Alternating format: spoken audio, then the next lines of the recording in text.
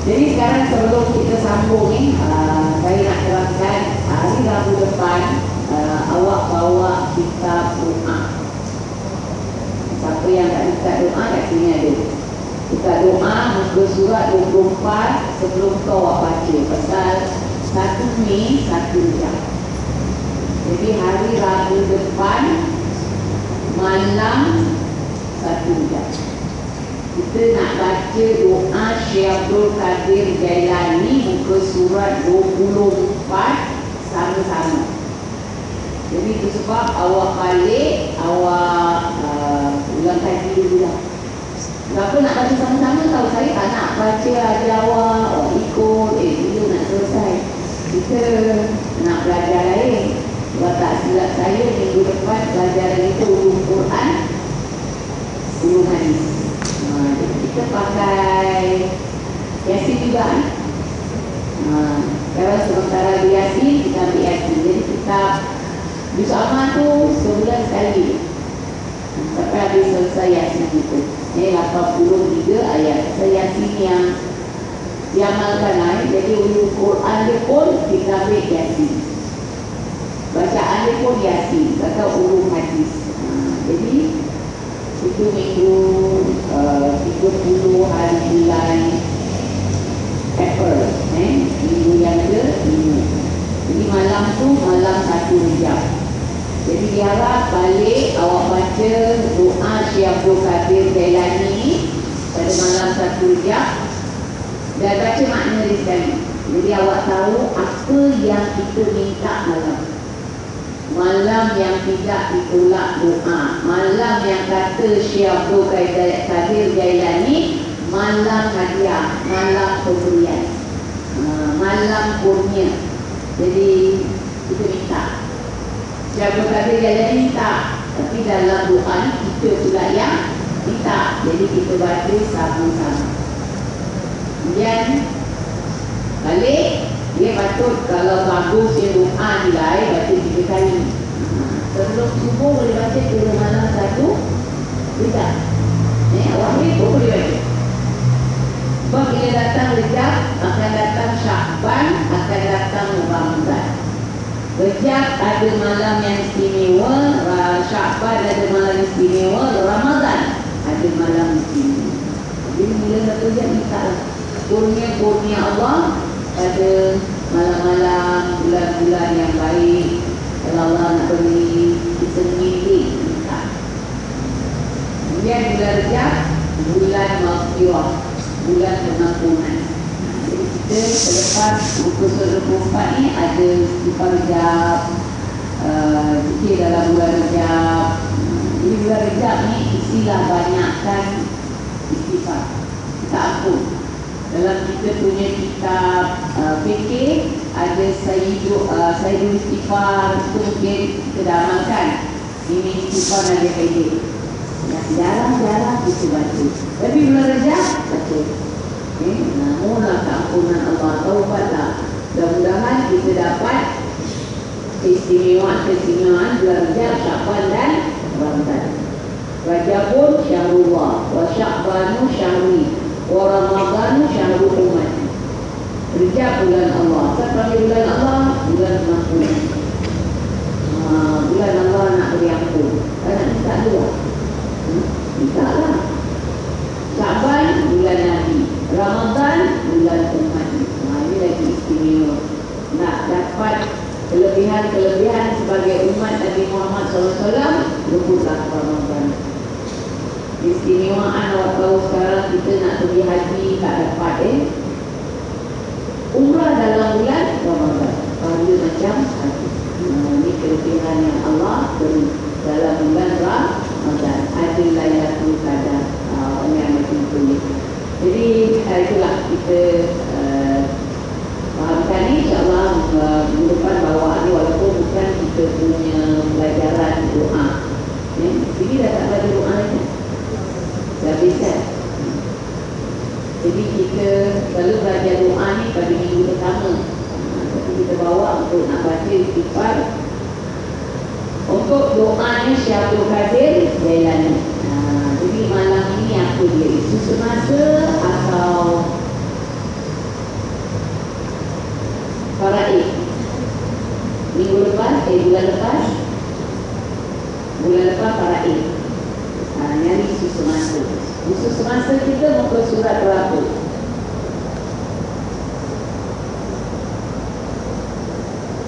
Isu semasa ke surat berapa?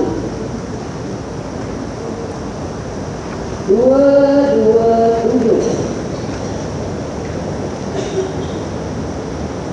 227. Kita dalam memahamkan aset-aset itu, kita dalam memahamkan kalau yang meninggal ni ada wang tunai senang dibagi, CPF, saham, wang pampasan, salaman, ini semua dah selesai. Sekarang selain daripada itu, harta-harta semata tak boleh ambil orang.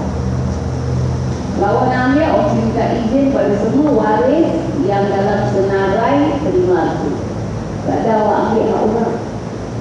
Salah satu perkara yang haram, kita belajar bab akhlak baru mula. Akhlak kita di sini baru mula. Tidak. Jadi maksiat perut, jangan makan barang yang haram. Jadi haramnya ada dua. Haram pada zat, haram pada hukum. Haram pada zat, haram pada hukum. Haram pada zat maknanya benda tu haram. Arak, binatang babi, darah, binatang yang disembelih tidak secara hukum syarak. Binatang yang disembelih tidak secara hukum syarak. Itu haram pada zat. Haram pada hukum pula, nasi tak haram, roti tak haram, air kopi tak haram, tapi dibeli dengan duit yang haram. Awak makan minum pun haram. Benda tu tak haram, tapi awak beli dengan duit yang haram. Salah satu duit haram, harta pusaka yang tidak dibagi ke Islam, tak dibagi ke hukum faraid. Jadi orang yang punya harta tu tak halal, tak rela. Awak guna harta tu awak nak beri makanan. Jadi makan yang haram, yang jadi darah daging, api neraka mengutamakan daging yang tumbuh dari makanan yang haram. Makanan yang haram ni gelapkan hati. Sebab tak pandai-pandai mengaji Quran, dan apa kata orang dah khatam, dia punya lihal khatam, semua khatam, makmum pun khatam, dia tak khatam. Pasal gelap. Jadi apa sah? Kita sebenarnya, setiap awak tak dapat kelebihan dalam dunia ni, awak semayang, awak puasa, maknanya kelebihan janji Allah dalam Quran dan janji dari hadis Nabi. Tapi bila tak dapat, awak cari apa sebab? Muhasabah, muraqabah, musyahadah. Jadi apa sebab kita tak dapat? Mungkin kita buat tak betul hukum makamnya, atau awak punya hati tak bersih. Awak tak dapat kelebihan. Padahal kalau awak buat ibadat, apa amal lain, Allah tidak suruh seorang untuk susah kata. Allah suruh tu ada sesuatu rahsia yang Allah tak punya. Jujurlah kepada Allah, ada rahsia. Tapi Allah tak nak beritahu. Kalau Allah beritahu, tak nak iman. Iman secara barang yang lain. Apa Allah suruh, kita buat. Ini Allah nak uji, dia buat, dapat kelebihan. Kalau kita tahu kelebihan, makna Allah buat tak ikhlas. Allah nak kelebihan tu. Kalau tak ada kelebihan, Allah tak nak buat. Awak niaga, tak boleh. Jadi Allah suruh buat aja. Kita tahu, tapi yang Allah suruh tu ada suatu rahsia yang kita tak ada bisa. Apa dia? Kalau awak tengok orang yang buat ibadat, orang yang dekatkan diri kepada Allah, hidup dalam dunia ni, Allah tiada lah. Walaupun dia tak ada sumber keuangan yang tetap, tapi insyaAllah dia hidup. Kata orang tenang. Kajilah, awak kaji je lah. Baik saya suruh awak kaji orang yang tidak tinggalkan bayar. Kaji. Cakap tak boleh. Tengok sendiri, kaji sendiri. baru awak nampak kebenaran dalam Islam. Orang yang betul-betul taat kepada Allah hidup ni susah. Allah pelihara.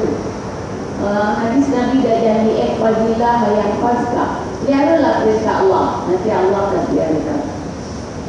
Jadi itulah dikatakan kita setiap ibadat yang kita buat, kita muhasabah, buat kajian. Dapat tak kelebihan dalam dunia, belum di akhirat yang dijanjikan melalui Quran dan hadis.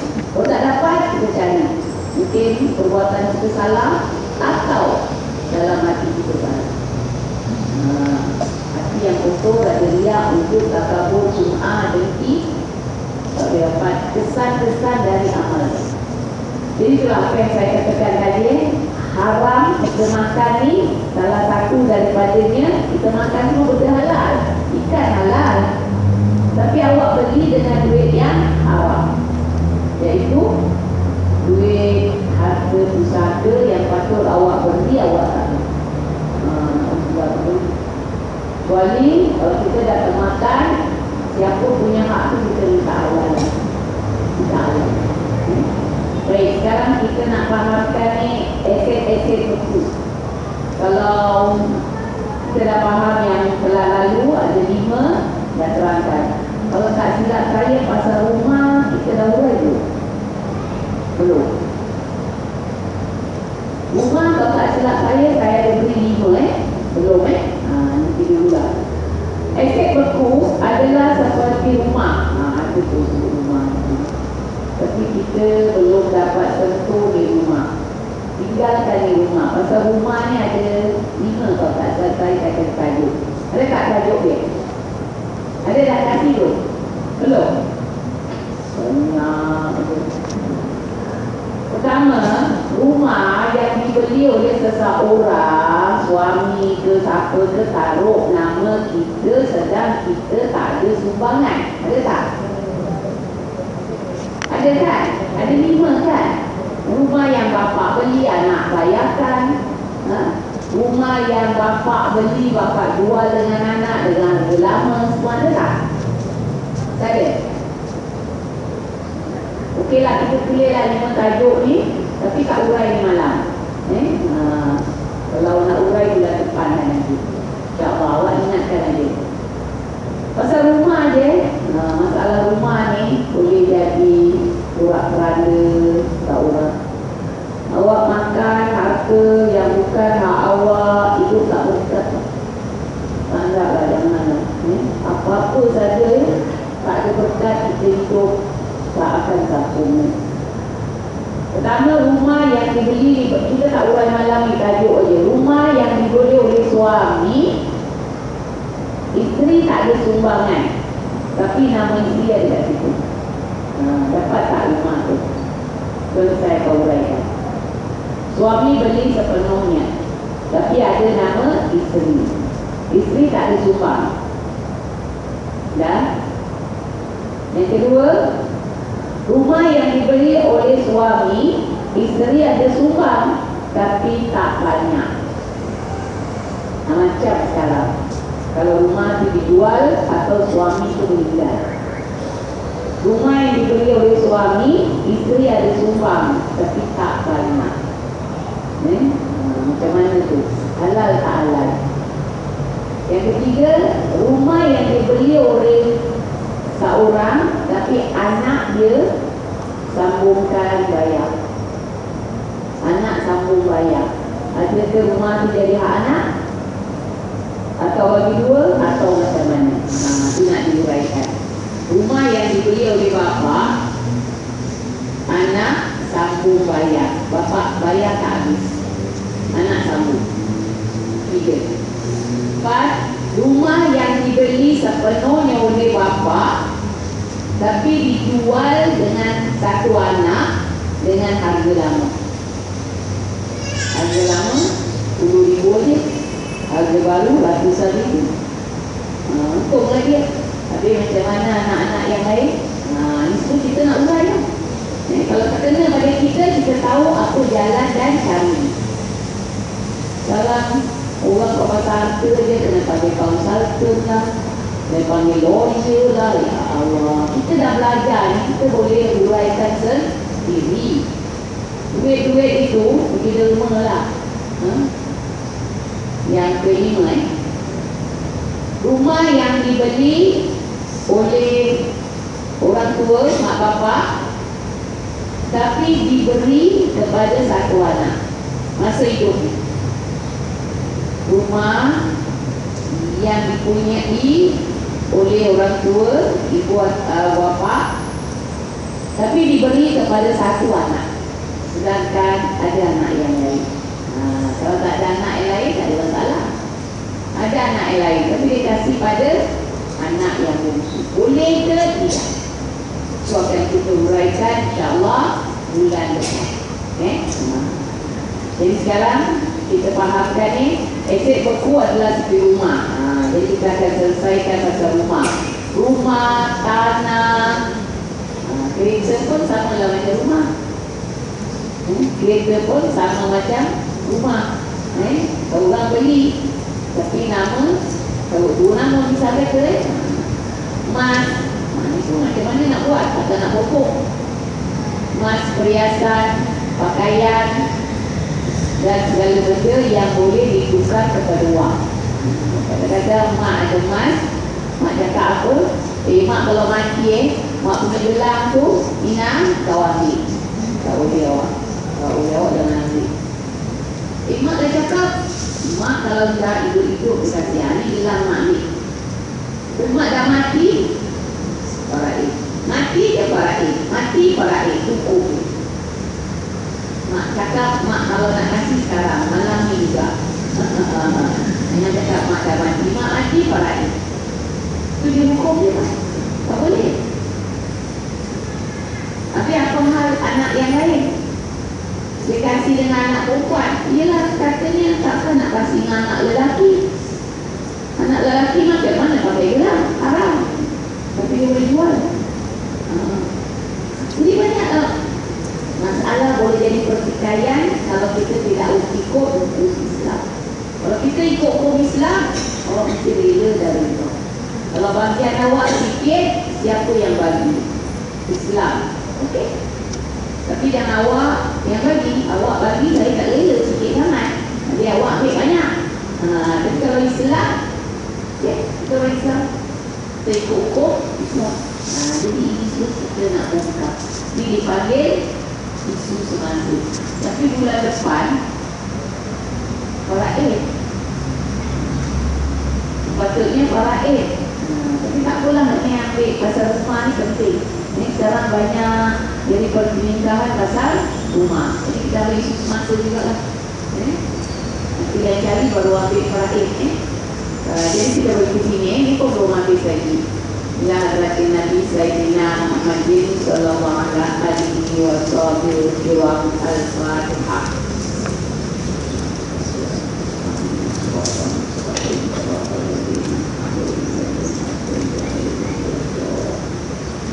Jadi sekali lagi minggu depan bawa kitab doa, kita akan baca sama-sama. Jadi sebelum kita baca minggu depan, kita semak dululah bacaan Arabnya dan juga maknanya. Bismillahirrahmanirrahim. Allahumma fa'na bil Qur'anil azim wa barik lana bil ayati wa dhikril hakim wa qina innaka antas samiul alim. Allahumma aftah lana min khazainika bi rahmatika ya arhamar rahimin wa lana zid 'ilman nafi'ah. Allahumma aftah lana wa li hadirina abwaabal khair wa abwaab wa abwaab ni'mah wa abwaab rizqi wa abwaab quwwati wa abwaab sihhati wa abwaab salamah. Salamatan fid din wad dunya wal akhirah innaka ala kulli syai'in qadir. Sallallahu ala sayyidina Muhammad wa ala alihi wa sahbihi wasallam. Alhamdulillah.